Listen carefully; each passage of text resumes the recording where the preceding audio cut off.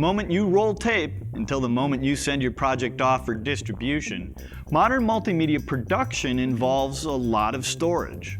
When a project is over, there's still the matter of archiving your media, either for posterity or just as a matter of course. In any case, figuring out what to do with your hundreds of hours of work is something that needs to be thought through carefully. And that's what we're here to do on TechKnow.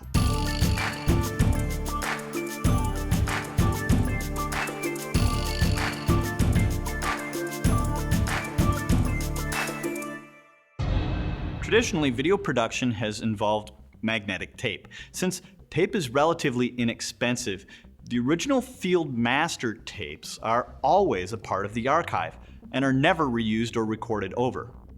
Archiving your video projects on your computer can be a little bit more complicated. The video project file itself, along with all of the graphics, animations, music, and sound effects, can often be burned to a 4.5 gigabyte data DVD disc. The captured video clips, especially for longer projects, are usually too large for DVDs, however. Many editing applications have a project management feature that lets you consolidate your project's media, discarding unused material and trimming clips, perhaps preserving handles of a few seconds at the beginning and ending for future editing flexibility.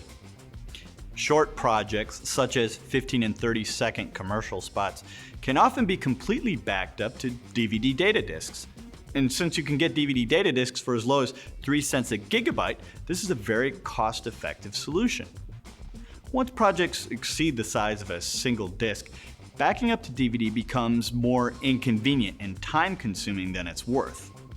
It's not always necessary or even possible to back up large captured video clips, however.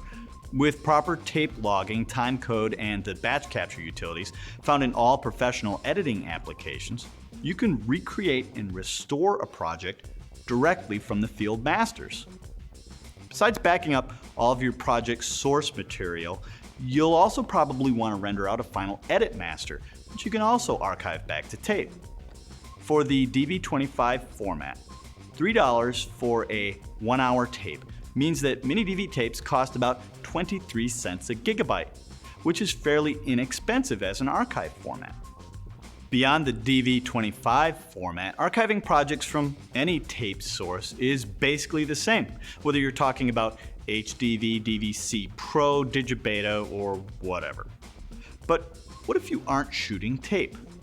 This program, for example, is shot using a Panasonic HVX200 camera, and we're recording to P2 solid-state memory cards. An 8 gigabyte P2 card runs a little under $1,200 and holds about 20 minutes of 50 megabit per second HD video for a cost per gigabyte of about $150, which is prohibitively expensive as an archive format. We initially explored the new optical disc formats as a possible archive solution. If we ignore the minimum $600 price tag of a new Blu-ray or HD DVD burner and only look at the cost of the media itself, we still find that the price per gigabyte of these media formats is at least 70 cents a gigabyte. While it's certainly true that the price of the blank media will fall rapidly over the next year or so, the capacity of these optical discs is only 15 to 25 gigabytes, which means that most HD projects will still span multiple discs. Furthermore, optical media is much slower than hard drives. For these reasons, we've simply been using the external hard disk drives where the projects live as our archives. When a drive is full, it gets labeled, logged, and stashed away in a fire safe. This method actually comes out pretty well economically too. By shopping around and taking advantage of rebates, you can easily find hard disks in the 25 to 50 cents a gigabyte range, which is competitive with the 23 cents a gigabyte cost of quality mini DV videotapes. We still haven't tackled digital compression for our archives because so far we've been assuming that the archive format is the same as your field master source video. It's not uncommon, however, to work with uncompressed video from animators or even from high-end cameras such as the Panasonic Vericam, which can output uncompressed video directly to hard disk. Even at 25 cents a gigabyte for hard disk storage, uncompressed HD video at 1.5 gigabits per second might cost $3 a minute to archive. It is possible to digitally compress and transcode the uncompressed video using a lossless video codec, which means that although the file size is reduced, every pixel of the original video frame can be reproduced with 100% accuracy. One example of a lossless codec is the PNG still image format, which can also be used for animations and video. While the efficiency of any particular lossless codec depends on the source video, you can see file savings of 15% or more with PNG encoding, which isn't insignificant. Other dedicated video codecs can hit much higher levels of lossless compression.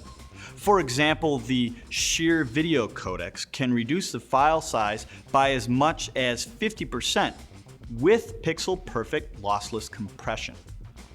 Obviously, this translates into a 50% savings in the cost of your uncompressed archive media, so using an archive codec like this makes a lot of sense, although it does involve an extra step in your production workflow. Archiving may be the last step in your video project, but it should also be one of the first things you think about. A strategy with proper planning, media management, and an organized archive is not just a good idea. It'll save your butt someday.